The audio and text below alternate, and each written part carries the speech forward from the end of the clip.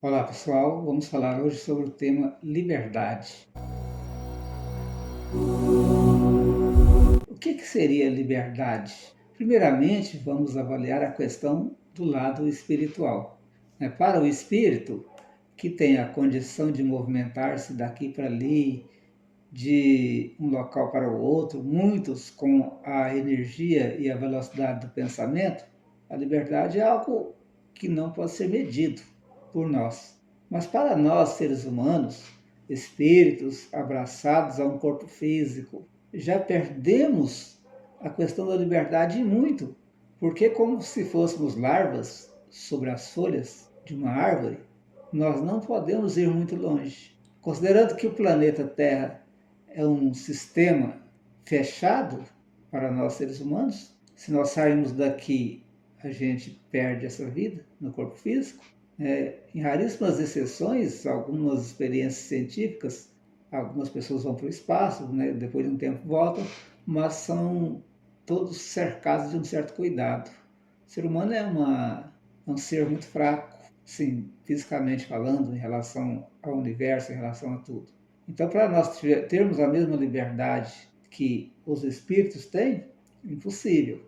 A liberdade que nós temos, ela é relativa, ela é até certo ponto.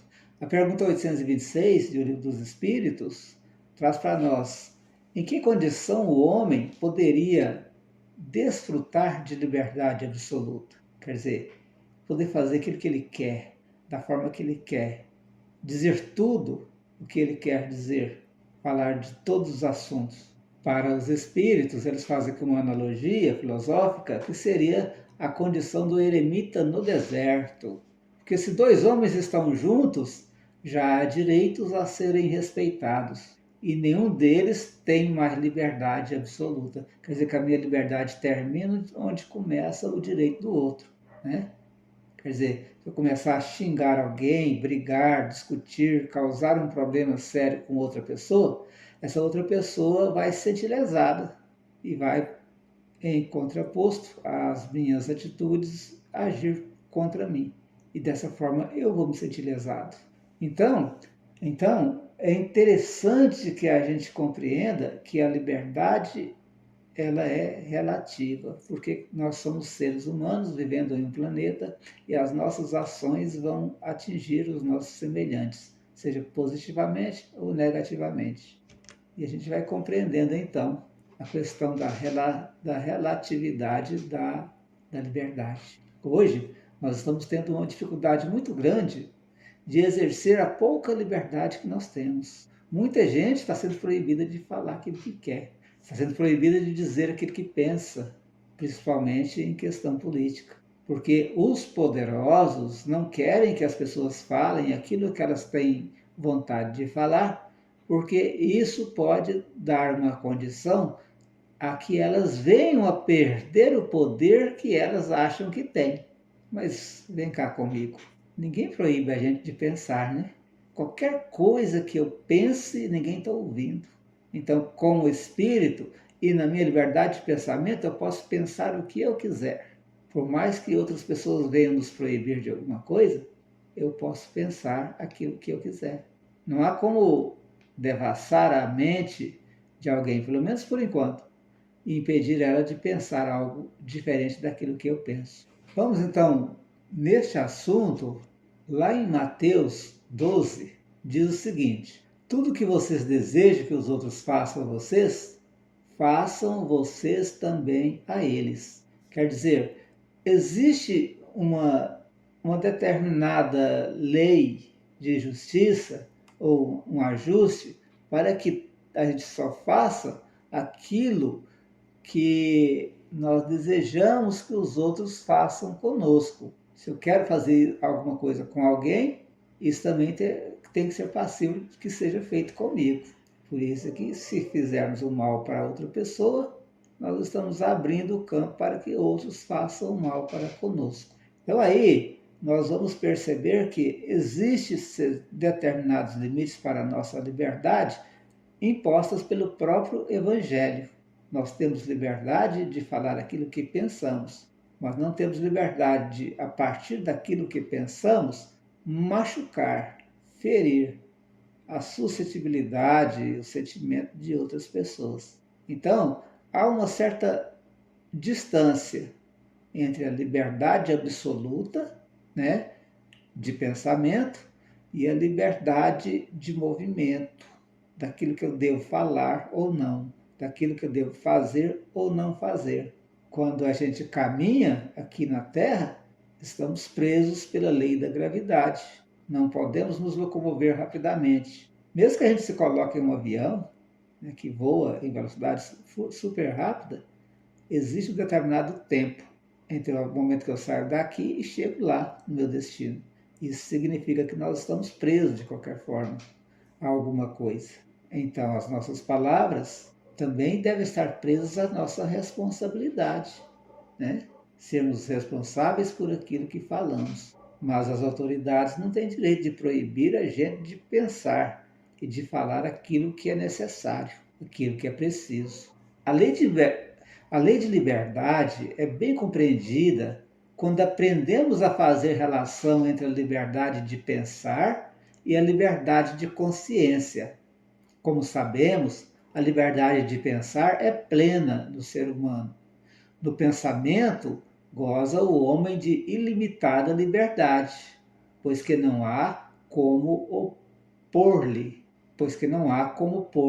peias, amarras. Isso Kardec disse em O Livro dos Espíritos, na questão 833, página 433. Então a gente vai aqui descortinando esse tema e compreendendo que a nossa consciência é que vai dar o peso necessário para que a gente possa falar aquilo que a gente deseja, né? Mesmo pensar aquilo que a gente deseja, muitas vezes, o pensar emite energia, emite ondas positivas ou negativas. Então, se eu estou pensando mal de alguém, só de estar pensando mal de outra pessoa, eu estou emitindo ondas negativas de energia contra aquela pessoa. Então, sempre ter em consciência que a minha liberdade não deve dar espaço para que eu haja em desfavor do outro sem que o outro possa se defender, né?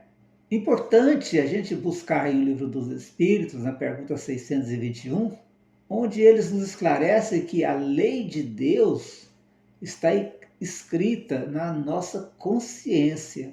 Os Espíritos não dizem para nós que está em um livro, como muitos cristãos acreditam, que a lei de Deus esteja na Bíblia. A lei de Deus está narrada ali como um código de moral, um código de amor, um código de comportamento, como está em outros livros, alguns ensinamentos também a respeito, livros antigos também de outras religiões. Mas a lei divina mesmo, ela está impressa na nossa consciência, porque é dessa forma que o espírito evolui. Ele vai aprendendo, ele vai fazendo experiência de encarnação em encarnação, de aprendizado em aprendizado, e essa experiência vai acumular o conhecimento do espírito, vai acumular como se fosse páginas de um livro com aprendizado e formar então a nossa consciência, formar então a nossa inteligência, os nossos sentimentos, os nossos pensamentos, aquilo que aprendemos, lógico. Mas a lei de Deus está já lá na nossa consciência. Quando eu leio no Evangelho aquilo que está escrito, que Jesus nos ensinou, aquilo repercute já na lei que está impressa em minha consciência. Apenas falta despertar. Porque o despertamento da nossa consciência em relação às leis divinas, que já estão impressas lá, é que vai nos fazer buscar comportar de forma a não ameaçar a liberdade alheia, o pensamento alheio, ameaçar a forma de vida de outra pessoa, de viver. Porque se eu estou despertando a bondade de Deus em mim, isso só pode trazer consequências positivas. Mas quando eu estou congelado, não estou fazendo isso, a tendência é que os meus maus sentimentos provoquem sofrimento a outras pessoas. Porque, mesmo estando escrito em nossa consciência a lei divina, como se fosse um arquivo a ser acessado em determinado momento, está travado ainda. ainda não conseguimos a senha para acessar esses arquivos. E a senha é a prática do bem, a prática da caridade, o que ensinou Jesus. Eu posso fazer isso no planeta Terra, posso fazer isso em qualquer outro mundo onde haja vida de seres inteligentes. Por isso que Jesus disse: ninguém vai ao Pai senão por mim. Quer dizer, esse mim quer dizer a lei de bondade, de amor que ele ensinou. Mesmo que a pessoa resida num planeta que esteja a trilhões de anos-luz, não sei nem se isso é possível, do nosso planeta Terra, só a prática do bem vai levar esse espírito a salvar a sua alma da ruína, do perigo e da dificuldade que se vive um espírito em sofrimento, né? Quando ele não pratica o bem. Bom, continuando então, no livro A Gênese, capítulo 1, Kardec diz: do ponto de vista moral, é fora de dúvida que Deus outorgou ao homem um guia, que é a sua consciência, a dizer-lhe: não façais aos outros o que não gostarias que eles vos fizessem. Vou traduzir a frase para ficar mais fácil para a gente entender. É não fazer com outra pessoa ou outras pessoas aquilo que eu não quero que se faça com a minha pessoa, né? Eu me defendo de maldades de outros fazendo bem para os outros. Assim se compreende então a questão da consciência, de estar consciente e de estar livre nesta consciência para decidir aquilo que se quer ou não, sempre tendo por condição não fazer outras pessoas sofrerem. E para completar o nosso vídeo, nós temos também a Gênesis capítulo 3, item 6. Deus promulgou leis plenas de sabedoria, tendo por único objetivo o bem. Em si mesmo encontra o homem tudo o que lhe é necessário para cumpri-las. A consciência lhe traça a rota. A lei divina lhe está gravada no coração.